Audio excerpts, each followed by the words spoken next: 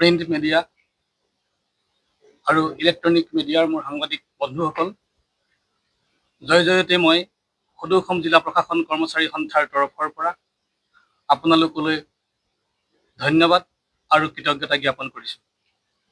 আপোনালোকে হৈছে আমাৰ একমাত্ৰ মাধ্যম, যিটো মাধ্যমৰ জৰিয়তে সদৌ অসম জিলা প্ৰশাসন কৰ্মচাৰী সন্থাৰ যিমানবিলাক আমি কাৰ্যসূচী ৰূপায়ণ কৰি আহিছোঁ বিগত 2016 চনৰ পৰাই কণ্টিনিউৱাছলি। গতিকে আপোনালোকৰ এই মাধ্যমৰ জৰিয়তে আমি অসম চৰকাৰ তথা সমগ্ৰ অসমৰ জনসাধাৰণক আমি আমাৰ সমস্যাসমূহ দৃষ্টিগোচৰ কৰিবলৈ সক্ষম হৈ আহিছোঁ। আমি আপোনালোকক জনাবলৈ পাই অতি দুখিত এটাই কথাই যে আয়ুক্ত কাৰ্যালয়ৰ কৰ্মচাৰীসকলৰ যি বৈষম্যমূলক দৰমহাৰ গাঁথনি, সেই দৰমহা গাঁথনিটো আমি আজি 2016 চনৰ পৰাই সংশোধন কৰিবৰ কাৰণে অসম চৰকাৰৰ সাধাৰণ প্ৰশাসন বিভাগ, বিত্ত বিভাগক আমি বহু আবেদন নিবেদন কৰি আহিছোঁ, কিন্তু আজিলৈকে আমাৰ কোনো ধৰণৰ তেনেকুৱা ধৰণৰ আমি ফলপ্ৰসূ ৰিজাল্ট নাপালোঁ। আমাৰ আপোনালোকে জানে আয়ুক্ত কাৰ্যালয়টো হৈছে ডিব্ৰুগড়ে হওক বা গুৱাহাটীয়েই হওক, কামৰূপ মেট্ৰই হওক, মুঠতে জিলা আয়ুক্ত কাৰ্যালয়বিলাক হৈছে এখন মিনি ছেক্ৰেটেৰিয়েট। দিছপুৰৰ সচিবালয়ৰ পাছতেই আমাৰ আয়ুক্ত কাৰ্যালয়বিলাক। এই আয়ুক্ত কাৰ্যালয়বিলাকৰ যিসকল কৰ্মচাৰী, এই কৰ্মচাৰীসকলে বিভিন্ন সময়ত বিভিন্ন ধৰণৰ কাম কৰিব লগা হৈ আহিছে। কামৰ যি দায়িত্ব, কামৰ যি গুৰুত্ব, সেই কথাষাৰ আমি বাৰম্বাৰ চৰকাৰক আমি উপস্থাপন কৰি আহিছোঁ। আপোনালোকে জানি আচৰিত হ'ব যে আজিৰ তাৰিখত যদি আয়ুক্ত কাৰ্যালয়ত এজন কৰ্মচাৰী মকৰল কৰিবলৈ হয়, তেখেতৰ এডুকেশ্যনেল কোৱালিফিকেশ্যনৰ হৈছে গ্ৰেজুৱেট। তেখেতৰ এডুকেশ্যনেল কোৱালিফিকেশ্যন এনি ৰিকগনাইজ ইউনিভাৰ্চিটিৰ পৰা তেখেতলোকে ডিগ্ৰীধাৰী হ'ব লাগে। কিন্তু সেই অনুপাতে যেতিয়া তেওঁ পাৰিতোষিক দিয়া হৈছে, সেই পাৰিতোষিকটোত কিন্তু এই ডিগ্ৰীধাৰী যিটো পাৰিতোষিক, সেই পাৰিতোষিকটো আজিলৈকে দিয়া হোৱা নাই। সেইকাৰণে এই সন্থাটো সৃষ্টি হোৱাৰ পৰাই এটা সুকীয়া দৰমহা গাঁথনি আমি চৰকাৰক দাবী কৰি আহিছোঁ। মাজতে আমাক সুকীয়া এটা দৰমহা গাঁথনি দিছিল, সেইটোৰ আমাক এটা স্পেচিয়েল পে হিচাপে আমাক জিলাখনৰ অন্যান্য হেড অফ দ্য ডিপাৰ্টমেণ্টৰ পৰা আমাক পৃথকে ৰাখিবলৈ চেষ্টা কৰিছিল তেওঁলোকে। এটা ইউনিক আমাক আইডেণ্টিটি লাগে। এই ইউনিক আইডেণ্টিটিৰ কাৰণে আমি চৰকাৰৰ ওচৰত বাৰম্বাৰ আবেদন নিবেদন জনাই আহিছোঁ। আমি যিমানখিনি আবেদন তেখেতলোকক কৰিছিলোঁ, তাৰ ভিতৰতে ইতিমধ্যে আমি কেইটামান ৰিজাল্ট পাইছোঁ।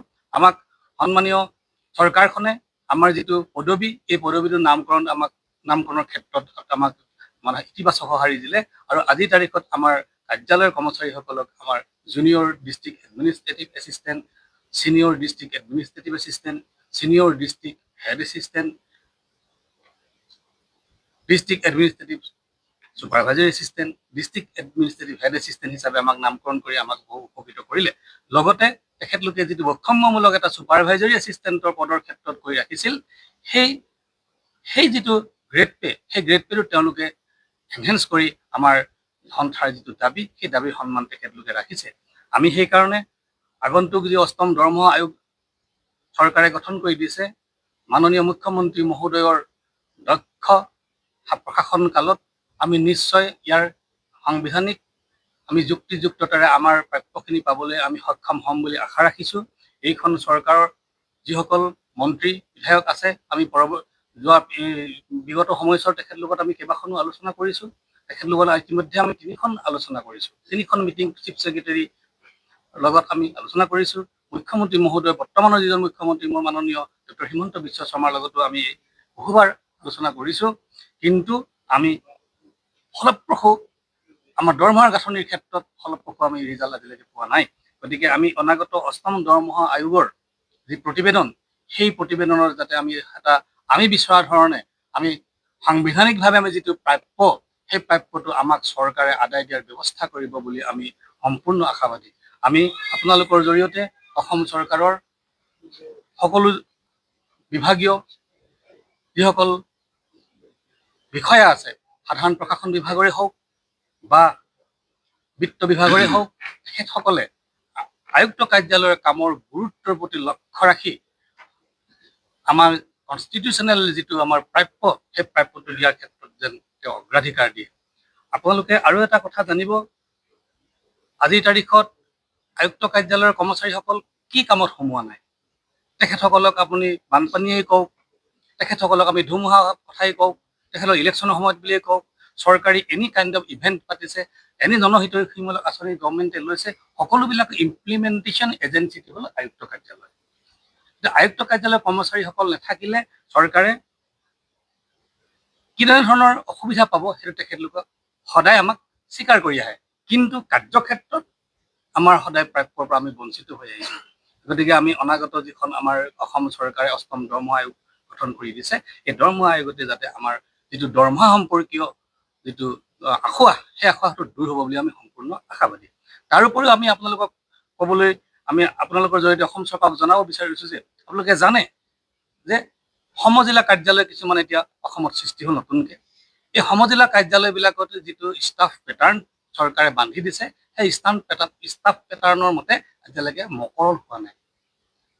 গতিকে আমি ষ্টাফ পেটাৰ্ণ অনুসৰি চৰকাৰক অতি সোনকালে এই সমজিলা কাৰ্যালয়ৰ কৰ্মচাৰীখিনিক মকৰল দিবৰ কাৰণে আমি চৰকাৰক আপোনালোকৰ জৰিয়তে বিনম্ৰ অনুৰোধ জনাইছোঁ। তাৰোপৰি আমাৰ আৰু কিছুমান আখোৱা আছে। আমাৰ ৪ৰ্থ শ্ৰেণী কৰ্মচাৰীসকলৰ ক্ষেত্ৰত যিখন ২০১৭ চনৰ যিখন আমি পে ৰিভিজন কমিটিৰ যিখন আমি প্ৰতিবেদন পাইছিলোঁ, তাত ৪ৰ্থ শ্ৰেণী কৰ্মচাৰীসকলক কোনো ধৰণৰ প্ৰমোচনমূলক আমি তথ্য নাপালোঁ। গতিকে আমি এইবাৰ আমি চৰকাৰলৈ অনুৰোধ জনাম, পে কমিশ্যনলৈ আমি অনুৰোধ জনাম যে ৪ৰ্থ শ্ৰেণীৰ কৰ্মচাৰীখিনিকো প্ৰমোচন ব্যৱস্থা কৰিব লাগিব। তেখেতসকল এজন ৪ৰ্থ শ্ৰেণীৰ কৰ্মচাৰী গোটেই জীৱনটো একেটা পোষ্টতে থাকি তেখেতৰ কৰ্মস্পৃহাও কমি আহে।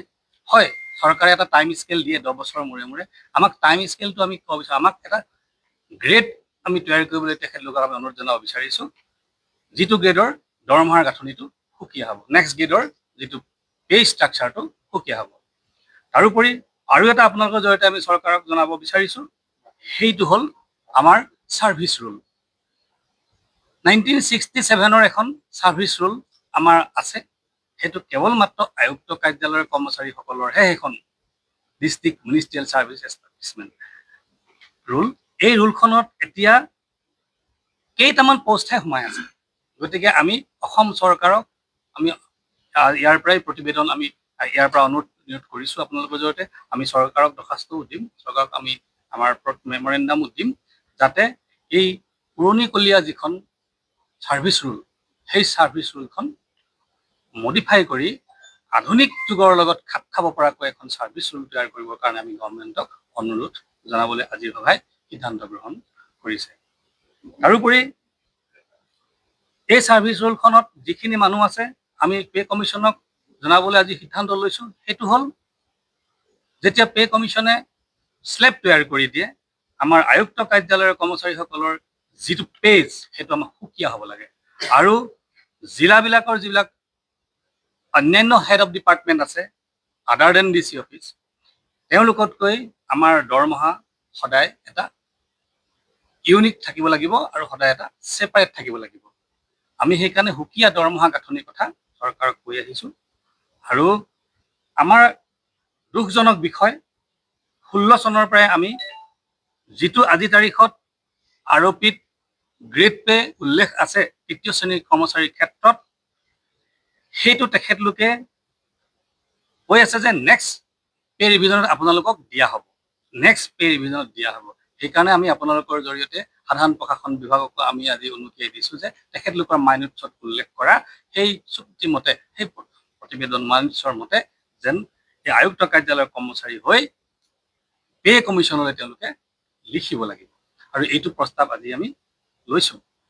গতিকে আপোনালোকক আমি অনুৰোধ জনাইছোঁ যাতে আয়ুক্ত কাৰ্যালয়ৰ কৰ্মচাৰীৰ যি সমস্যা, সেই সমস্যা আপোনালোকৰ প্ৰিণ্ট মিডিয়াৰ যোগেদি ৰাইজেও গম পাব, অসম চৰকাৰেও নিশ্চয় আমাৰ ফালে সুদৃষ্টি দি আমাৰ সাংবিধানিক প্ৰদত্তভাৱে যিখিনি আমি প্ৰাপ্য সেইখিনি দিয়াৰ বাবে অসম চৰকাৰেও সুব্যৱস্থা গ্ৰহণ কৰিব।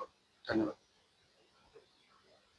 আমি চৰকাৰৰ ওচৰত ইতিমধ্যে আমাৰ সন্তানৰ দাবী জনোৱা হৈছে আমাৰ পোষ্ট গ্ৰেজুৱেশ্যন সন্দৰ্ভত আমাৰ কেৱল মাত্ৰ যে জুনিয়ৰ এছিষ্টেণ্ট বা চিনিয়ৰ এছিষ্টেণ্ট বা এইবিলাক পদত নাৰাখি আমাৰ কেইবাটা পোষ্ট আছে পদবী আছে এইবিলাক ক্ৰিয়েশ্যন কৰাৰ বাবে আমি মাত মাতি আছো ইতিমধ্যে আমাৰ বৰ্তমান মুখ্যমন্ত্ৰী এখন চিঠি লিখি জিএডি মিনিষ্টাৰক দিছিলে যে এইবিলাক আকৌ মানে এই ডিমাণ্ডবিলাক ফুলফিল কৰাৰ বাবে বা ৰিজল্ভ কৰাৰ বাবে মোৰ বিশ্বাস যে বৰ্তমান চৰকাৰ এইটোৰ ওপৰত ষ্টেপ নিব আৰু আগন্তুক দিনত মই গোটেই জিলা প্ৰশাসন কৰ্মচাৰী সন্থাৰ মেম্বাৰবিলাকে এইটো লাভান্বিত হ'ব বুলি আপোনালোকে জানে যে আমি জিলা প্ৰশাসন কৰ্মচাৰী সন্থাৰ মেম্বাৰবিলাক এই কভিডৰ টাইমত কিমান কাম কৰিছে কভিড কওক মানে বানপানী কওক ইলেকশ্যন কওক ক'ত কৰা নাই যে একচুৱেলি আমাৰ CM ছাৰত তেতিয়া কৈছিলে মনত আছে এতিয়া আমাৰ সভাপতি ডাঙৰীয়া যে বেকবোন অফ দি আমাৰ এডমিনিষ্ট্ৰেশ্যন জিলা প্ৰশাসন কৰ্মচাৰী সন্থাৰ মানুহ তো মই ভাবো যে যেহেতু আমাৰ